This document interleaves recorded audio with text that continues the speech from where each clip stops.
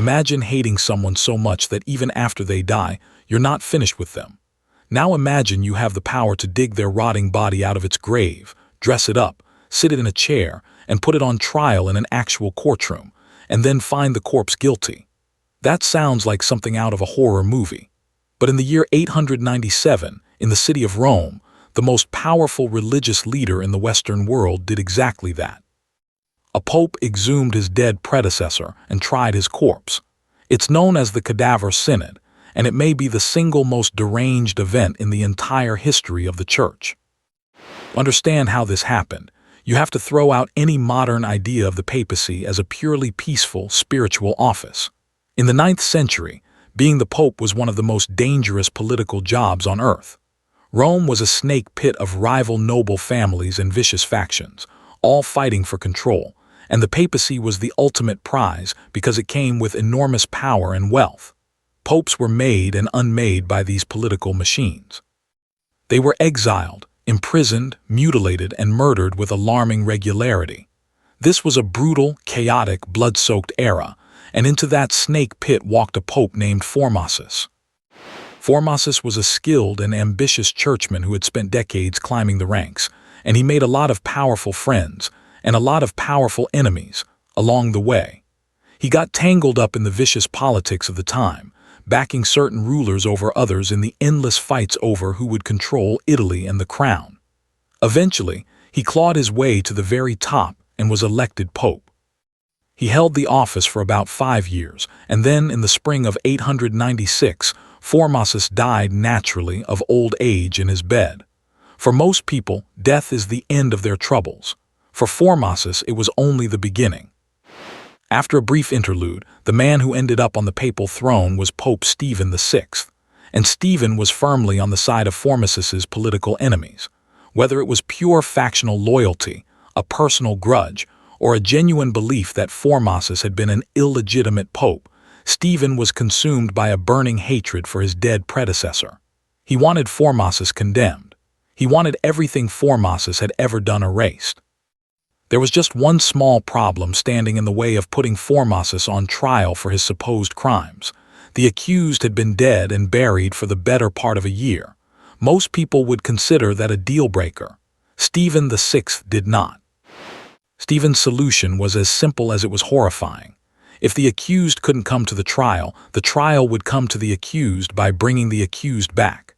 He ordered Formosus's body to be dug up out of its tomb. The corpse, which had been decomposing for around 9 months, was hauled out, and then, in a grotesque bit of theater, it was dressed up in the full, luxurious vestments of a pope, the robes, the mitre, all of it. And this rotting, robed body was carried into the great hall and propped upright on a throne, as if the dead pope had simply returned to preside over his own doom. The stage was set for the strangest trial ever held. And so the trial began, with the corpse of Formosus as the defendant. Now, obviously, a 9-month-old corpse cannot speak in its own defense. So, according to the accounts, Stephen appointed a young, and surely absolutely terrified, deacon to crouch behind the body and act as its voice, to answer the charges on the dead man's behalf. Picture that scene.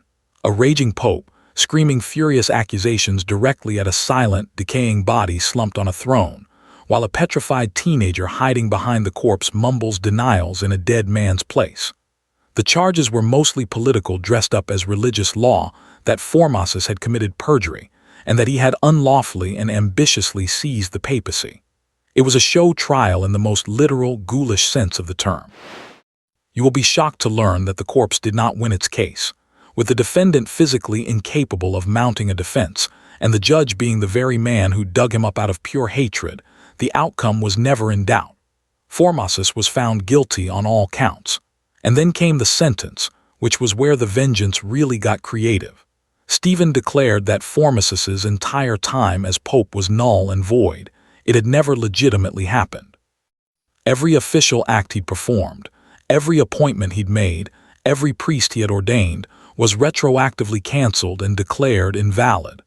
In one ruling, Stephen tried to erase his rival from history itself. But Stephen wasn't done with the body itself.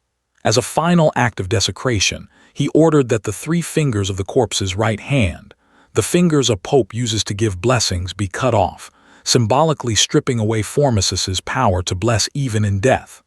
The rotting body was then stripped of its papal robes, dressed in the plain clothes of a layman, and hastily buried again. But even that wasn't the end of it.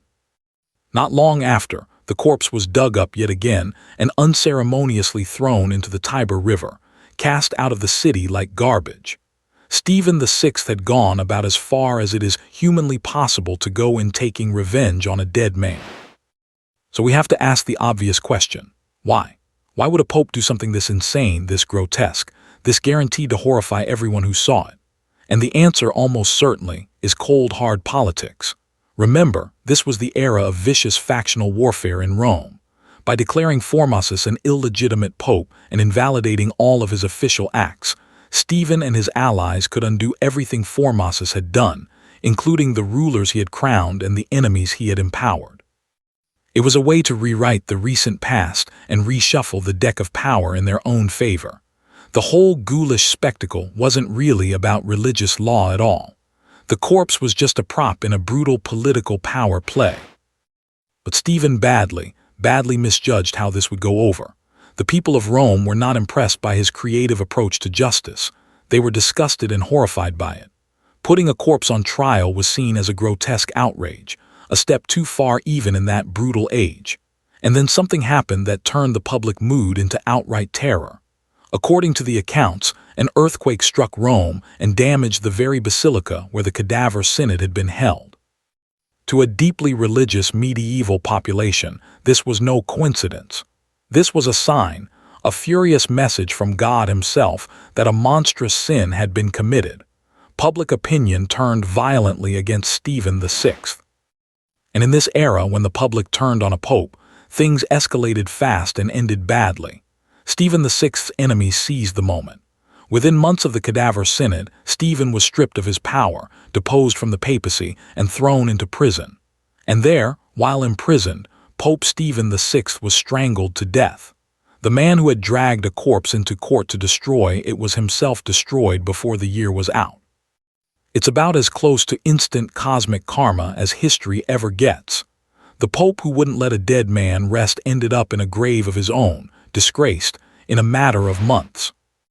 And what of poor Formosus, whose body had been through so much? Well, his story has a strangely redemptive ending.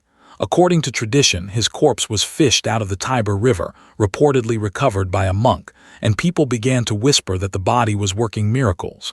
With Stephen dead and disgraced, the tide turned completely. Later popes moved quickly to undo the madness. They formally annulled the Cadaver Synod, declared its verdict void, and restored Formosus's reputation and the validity of his acts. His body was given a proper, honorable reburial back in its rightful place. And crucially, the church passed rules explicitly forbidding anyone from ever again putting a dead person on trial, which, when you think about it, is a law you'd really hope wouldn't need to be written down. The Cadaver Synod has gone down as one of the most infamous and bizarre episodes in the long history of the papacy, a perfect, grotesque symbol of just how far things had fallen in that dark and chaotic century. This was a time historians sometimes describe as a low point for the office, when the papacy was so entangled in violent Roman politics that popes were treated as disposable pawns, and reason gave way to raw vengeance. The trial of a corpse wasn't some random act of one madman. It was the natural, horrifying endpoint of a whole system that had rotted from the inside, a system where hatred and power had completely overwhelmed everything else. So there it is, the time a pope hated a man so much that death itself wasn't enough to stop him.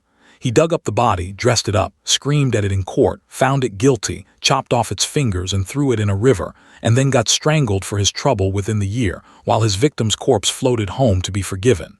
It is grim, it is grotesque, and it is almost unbelievable, but it really happened, and the church made a rule afterward to make sure it would never happen again.